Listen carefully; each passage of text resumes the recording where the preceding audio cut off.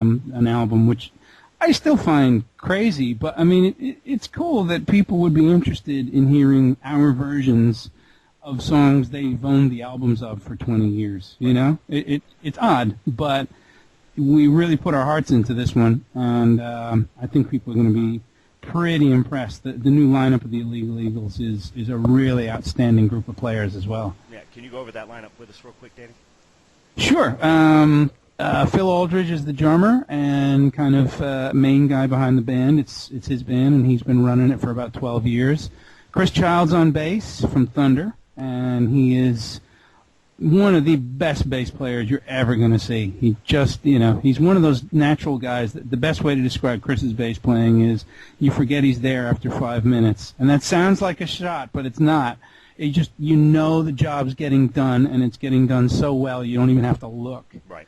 The guitar players are Keith Atack and Christian Phillips, and Keith has been on the scene for quite a long time. They're both really masterful players. Keith also plays keyboards quite a lot. And Michael Lawrence is on the other side of me, so it's really the three-part harmonies are Christian, Michael, and myself. Michael Lawrence is a pretty young guy with an astoundingly powerful voice. He's the first guy I've stood on stage with that's as loud as me.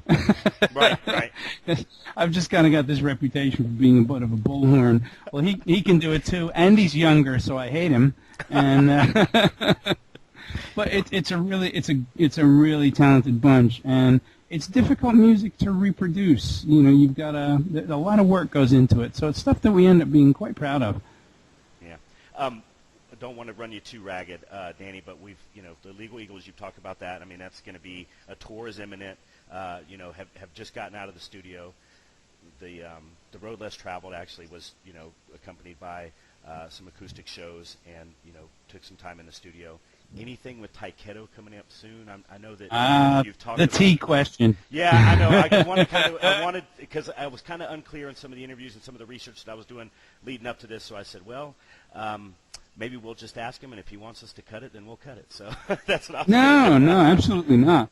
The thing with the hardest thing about it is just finding the time to write it and focus it. I mean, I'll backtrack on the question for 1 second and say that one of the things that we're doing with the road less travel is I'm hoping that I'll generate, it's not one of these things, if people think, we're selling albums so that we can buy another house on the southern coast of Spain somewhere, right. It's nowhere near that kind of tax bracket. Right. It's a lot more like, I'd like to get enough money together so that I could record another album that right. basically is all written already. And it's a collection of what I refer to as my orphans, and they're songs that every now and then on my solo albums I sneak one in, and bless my fans, they at least listen, but they do scratch their heads a lot.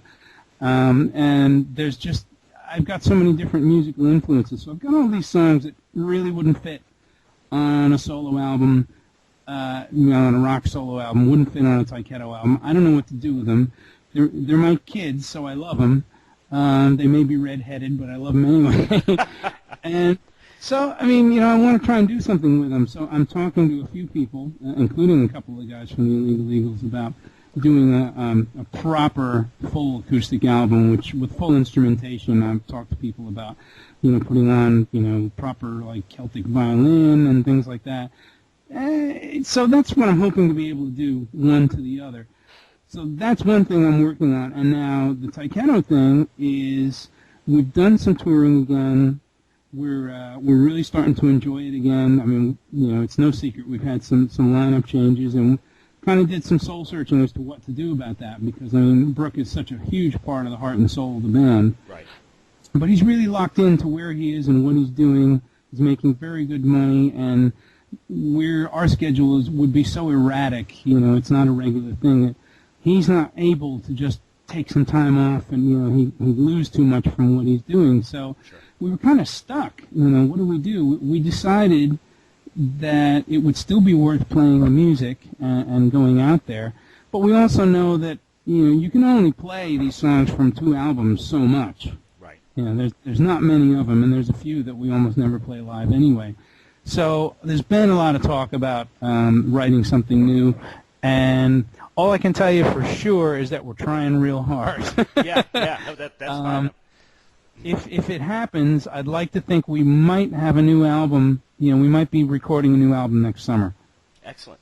That's excellent news. I know, like I said, in reading some of the news on the website, Danny, you talk a lot about, and I want to bring that up as well. When you talk about we're not doing this album to buy another house, we're doing it to kind of continue our brand of music, and it's kind of like a labor of love, and you need a bottom line to do that. I mean, it's just kind of one of the bad parts of the business, the business part of the business, I guess.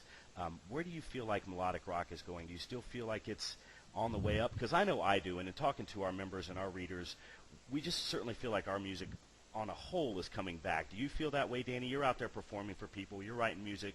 You're in the studio. Does it feel that way to you as well? It's hard to say. I would have to defer and say you probably got your hand on the pulse much more than I do. Yeah. My feeling is that it never goes away. It changes clothes a lot, though. Sure. For instance, somebody brought it to my attention, that first album that Daughtry did is really not so far removed from what Tyketto does. I mean, very, very smart choruses, very sharp stuff. Generally speaking, he was, you could see how it worked from a writer's perspective. He hit you with the chorus of most of his songs within the first half a minute. Mm-hmm. And there's a rhythm and a reason to that, especially when you're a new artist. So, yeah, I mean, it's hard to say because it also, now this depends on what you're calling, our music and melodic rock, because some of it, I mean, for instance, that last Journey album, I didn't want to like it, but boy, I did, Yeah, I did too. I did too. That guy did one hell of a job, I just